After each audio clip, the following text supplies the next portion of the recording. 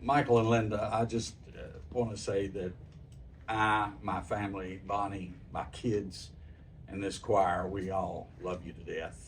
And we're just so happy that we got to share you with the world for the last 23 years. Seems like 28, but 23. I'm sorry. But we've thoroughly enjoyed it. And that's the honest truth. We really have. And when I was on the committee that of course, Danny knew who was coming the whole time, but I was on this committee to meet you and come in view of a call and talk to you and interview you, and I thought everything was great. Loved the mustache. That was amazing. Well, it's a good day. So we thought things was going along, and then we hear that you all are not going to be able to come to Shades. Besides the disappointment, but we understand things. God has a plan. We really didn't fret too much about it. So I was still collecting some resumes from people that were in Mississippi and Tennessee, up in Nashville, and people that had contacted me and were curious about the position. So I took them into Danny. And this is where Danny's faith in God just blew me away, and it's always going to be in my mind how much faith Danny had. He told me to take the resumes and throw them in the garbage right there. He pointed and just put them in there. Yeah. Don't bring me any more. He was pretty stern about that. It's like, no more. We have God, and Shades has the man who will be here. And Linda knew it. And Linda did know it, because I think Linda wanted to come. She was ready. And Mike was the one doing the crawfish. Sorry, Mike. Anyway. But after all of that, you came in and you took over our hearts, really. I mean, the compassion that you have for people, I can't touch it. I don't have it. I pray for it, but I just don't have it. And maybe when I get older, like 80, 90, I'll finally develop some compassion. Get older like Adler? No, Adler's younger than I am. And he looks way younger. Oh, he looks great. I mean, that hair is amazing. I think he looks younger now than when he came. What do you think? I don't know. He's got some gray ones in there. Well, he can color it. But aluminum foil. He bought stock in rental train. Michael, you remember. Michael, you and Linda remember the first year Christmas present we gave you as kind of a gag. We had the little sack of change over here, but I gave you a whole gift pack of Clairol products. Do you remember that? And Sandra, she really said you shouldn't have done that, but I said I'm going to do it. And it was down in the conference center, and we gave you some Clairol products, but it was just, that was all fun, and you know me, and we do have some fun. But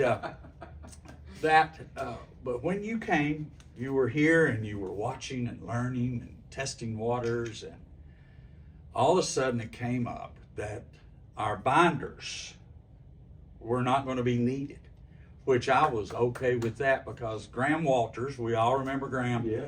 We would come in before Sunday school every Sunday morning and throw 2 sheets of music in there and click, click, put and them in that's the when we Bible. were in the fellowship hall. We didn't have a choir room yet. Right? Didn't have the choir room. Right. We rehearsed in the fellowship Yep. hall. Yep. And then walked 3 miles to the horse. oh yeah. I would work up. No wonder those robes sweat like that.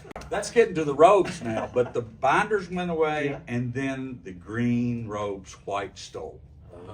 I'm sure we all remember those. Yeah. And does anybody remember putting them on in the morning and the smell?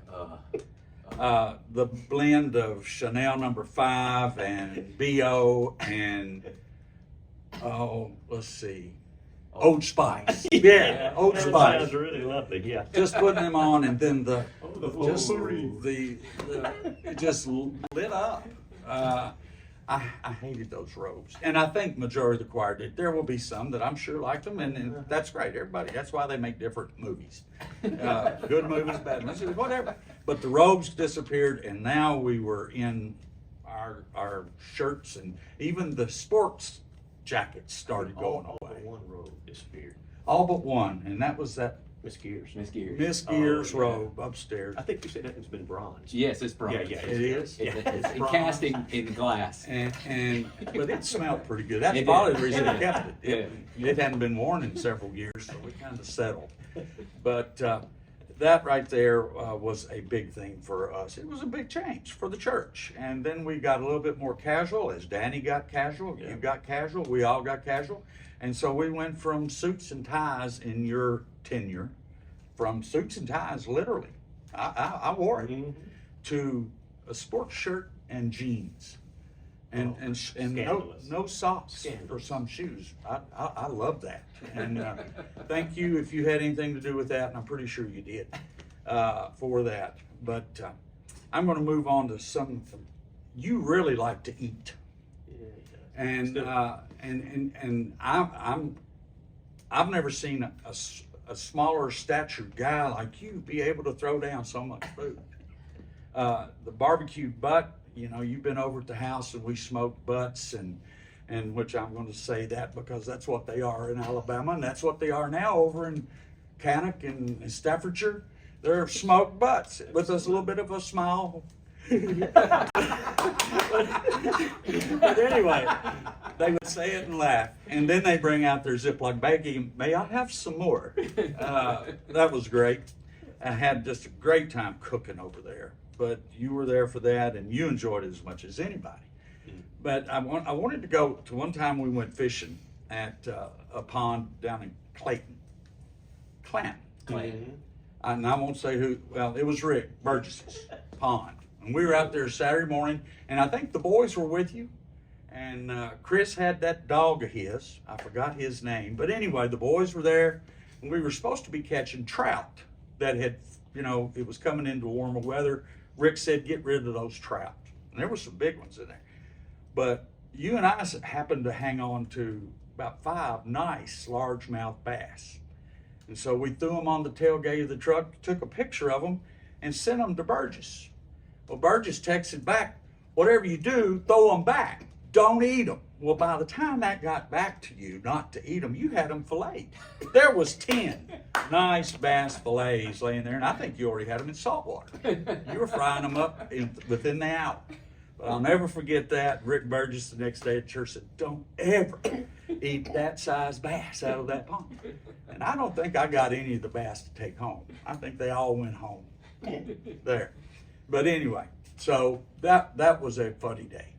And then we have the happy times, and then we have the more serious, sad times.